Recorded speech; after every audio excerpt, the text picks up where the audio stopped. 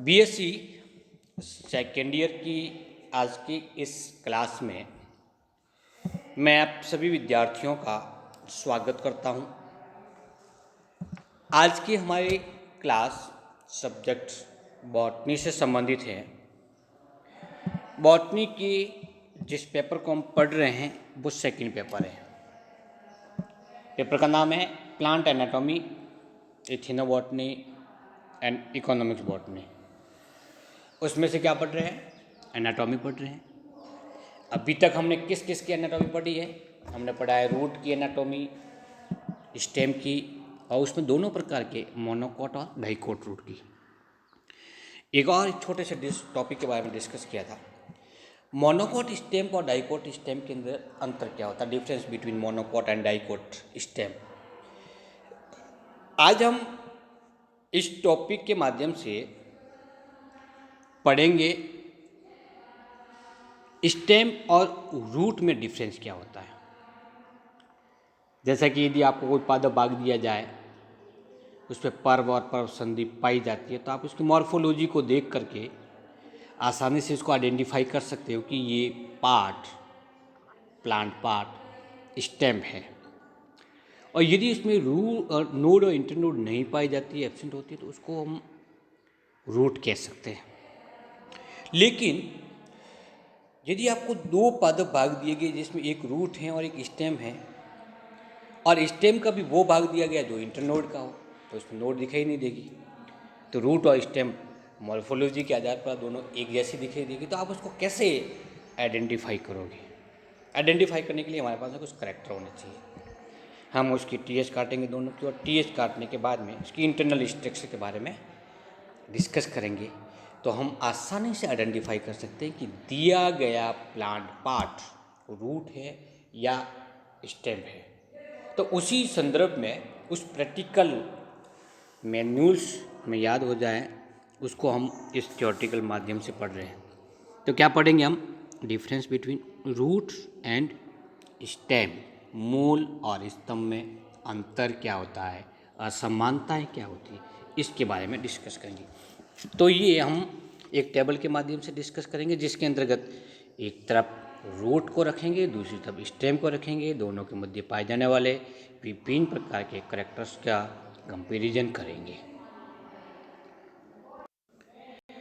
Anatomical difference between root, stem and root. एक तरफ serial number जिसमें करैक्टर के नंबर्स होंगे, एनाटॉमी की रूट क्या होगी, और स्टेम की एनाटॉमी क्या होगी, और रूट की एनाटॉमी क्या होगी। स्टेम में पाई जाने वाली एपिडर्मिस क्यूटिनाइज होती है। क्यूटीन की एक लेयर पाई जाती है, और ये क्यूटिन की लेयर स्टेम से होने वाले वाटर लॉस को, जल हानि को कम करता है। जबकि रूट के अंतर्गत इस प्रकार की क्यूटीन या क्यूटिकल की लेयर नहीं पाई जाती। तो पहला करैक्टर क्या हुआ? स्टेम में क्यूटिकल प्रेजेंट होती है, या स्टेम की एपिडर्मिस क्यूटिकल युक्त होती है, जबकि रूट की क्यूटिकल युक्त नहीं होती। दूसरा देखिए, स्टेम में जो एपिडर्मिस पाई जाती है उसका फंक्शन होता है प्रोटेक्शन का। Functions of the epidermis is protection. Stem में तो करती है सुरक्षा का कार्य, कौन? एपिडर्मिस। जबकि रूट की एपिडर्मिस क्या होती है? उस रूट की एपिडर्मिस पर एक कोशिकीय नलिकीय संरचना विकसित होती है, और इन नलिकीय संरचनाओं को क्या नाम देते हैं? रूट हेयर नाम देते हैं। रूट हेयर क्या कार्य करता है? जल का अवशोषण, अर्थात सुरक्षा के साथ साथ रूट की एपिडर्मिस रूट हेयर के माध्यम से जल तथा खनिज लवण का अवशोषण करती है। Function of epidermis is absorption of water and nutrition. किसमें? रूट में। स्तंभ के एपिडर्मिस में स्टोमेटा पाए जा सकते हैं, लेकिन वो स्टोमेटा किस में होंगे? केवल यंग स्तंभ में। जबकि रूट की एपिडर्मिस में स्टोमेटा नहीं पाए जाते हैं। तो कुल 3 प्रकार के कैरेक्टर, एपिडर्मिस की संरचना, एपिडर्मिस का कार्य और स्टोमेटा एपिडर्मिस से संबंधित है, जो स्तंभ और रूट में अलग अलग होते हैं। स्तंभ पर सामान्यतः बहुकोशी के मल्टीसेलुलर स्टेम हेयर पाया जाता है, जिसको हम ट्राइकोम कहते हैं। कभी कभी ये यूनिसेलुलर होती है, मोनोकॉट के अंतर्गत ये अनुपस्थित होती है। तो हम बात करते हैं स्टेम की, मोनोकॉट और डाइकोट की नहीं करते। तो यहाँ पर मल्टीसेलुलर हेयर ट्राइकोम पाए जाएंगे, जबकि रूट पे पाए जाने वाले हेयर हमेशा यूनिसेलुलर होती है, और वो किसका कार्य करता है? जल अवशोषण का। स्टेम पे पाए जाने वाले स्टेम हेयर एपिडर्मिस से विकसित नहीं होते हैं। स्टेम हमारा not the outgrowth of epidermis, बल्कि वो एक सिंगल कोशिकाओं से माइटोसिस डिवीजन द्वारा निर्मित होते हैं, तो एक अलग प्रकार की स्ट्रक्चर होती है। लेकिन रूट हेयर हमेशा एपिडर्मिस से ही विकसित होता है। तो इसकी स्ट्रक्चर भी कैसे बनाते हैं? ठीक इस प्रकार के बनाते हैं।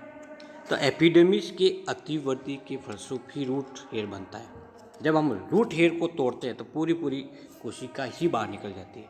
तो इस रूट में पाए जाने वाले हेयर हमेशा क्या होती है? एपिडर्मिस की आउटग्रोथ होती है।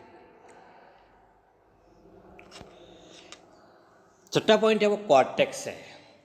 स्टेम के अंदर पाए जाने वाला कॉर्टेक्स छोटा होता है, संकरा होता है, जबकि रूट में पाए जाने वाले कॉर्टेक्स विकसित प्रकार का होता है, ब्रॉड होता है। कॉर्टेक्स यदि स्टेम का है तो वह hypodermis, inner cortex, outer cortex, middle cortex में विभक्त होता है। तो हाइपोडर्मिस प्रेजेंट होती है स्टेम में, जबकि रूट के अंतर्गत हाइपोडर्मिस नहीं पाई जाती। जैसा कि अभी डिस्कस किया था कि स्टेम का कॉर्टेक्स हमेशा डिफ्रेंशिएटेड होता है, इनर, आउटर, मिडल, और ज़्यादा से ज़्यादा कम से कम वो इनर और आउटर कॉर्टेक्स में विभाजित होता ही होता है। लेकिन रूट के अंदर पाया जाने वाला कॉर्टेक्स अनडिफ्रेंशिएट होता है, जिसके कारण इसमें आउटर, मिडल जैसे कॉर्टेक्स नहीं पाए जाते हैं।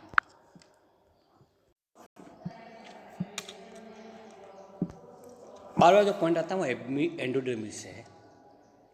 स्टेम की जो एंडोडर्मिस होती है वो मोनोकॉट में नहीं पाई जाती, लेकिन डाइकोट में प्रेजेंट होती है।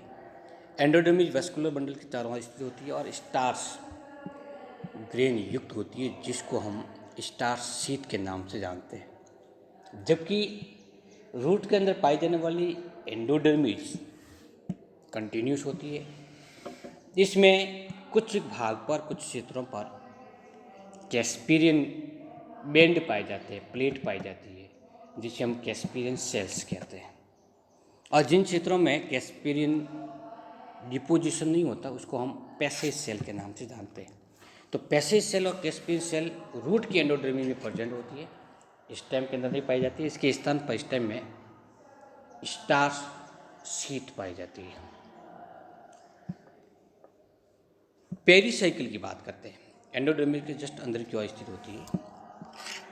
रूट में पाई जाने वाली पेरीसाइकिल होती है, वो सेकेंडरी ग्रोथ के अंदर महत्वपूर्ण योगदान देती है, और इससे लेटरल रूट का विकास होता है। किसमें?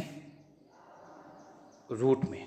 तो रूट की पेरीसाइकिल लेटरल रूट का विकास करती है, जबकि स्तंभ में पाई जाने वाली पेरीसाइकिल से कोई विशेष संरचना नहीं विकसित होती, और न ही ये कोशिकाएं सेकेंडरी ग्रोथ में भी भाग लेती है। सेकेंडरी ग्रोथ में कोई रोल नहीं होने के कारण सेकेंडरी ग्रोथ के दौरान स्टीलर ग्रोथ के कारण पेरीसाइकिल धीरे धीरे दबाव के कारण विघटित होती रहती है। अब बात करते हैं वेस्कुलर बंडल की। स्तंभ में पाए जाने वाले वेस्कुलर बंडल कोजॉइंट, कोलेटरल या बाइकोलेटरल होते हैं। तो कोलेटरल होते हैं, जबकि रूट के वेस्कुलर बंडल वो रेडियल टाइप्स होते हैं, अरीय सफेद होते हैं। एक त्रिज्या पर जाइलम, दूसरी त्रिज्या पर फ्लोएम होते हैं। जबकि स्तंभ में कोजॉइंट, संयुक्त किसको कहेंगे? एक ही त्रिज्या पर जाइलम और फ्लोएम स्थित होते हैं। कोलेटरल या बाइकोलेटरल, जाइलम के दोनों तरफ यदि फ्लोएम उपस्थित होता है तो बाइकोलेटरल, और यदि केवल बाह्य सतह की ओर पाया जाता है तो उसको हम कोलेटरल नाम देते हैं। जाइलम यदि स्तंभ का है वो एंडार्क होता है, अर्थात प्रोटोजाइलम केंद्र की ओर स्थित होता है, जबकि मेटाजाइलम होता है वो परिधि की ओर स्थित होता है। Xylem endarch in stem, protoxylem oriented towards the interior. और रूट में क्या होगा, जाइलम एक्जार्क होता है, अर्थात protoxylem oriented towards the exterior. Root की जाइलम प्रोटोजाइलम परिधि की ओर स्थित होता है, इसको बाह्य आदि दारुक नाम देते हैं। स्तंभ में पाए जाने वालों को अंत आदि दारुक नाम देते हैं। स्तंभ के जाइलम में, जाइलम और फ्लोएम में फाइबर पाए जाते हैं, जिसको हम फ्लोएम फाइबर कहते हैं, अथवा उसको हम जाइलम फाइबर के नाम से जानते हैं। जबकि रूट में फाइबर एब्सेंट होते हैं, किसमें, जाइलम और फ्लोएम के। इम्पोर्टेंस पॉइंट है इसके अंदर, जाइलम फाइबर या फ्लोएम फाइबर स्तंभ में पाए जाते हैं, जबकि रूट के अंतर्गत नहीं पाए जाते हैं।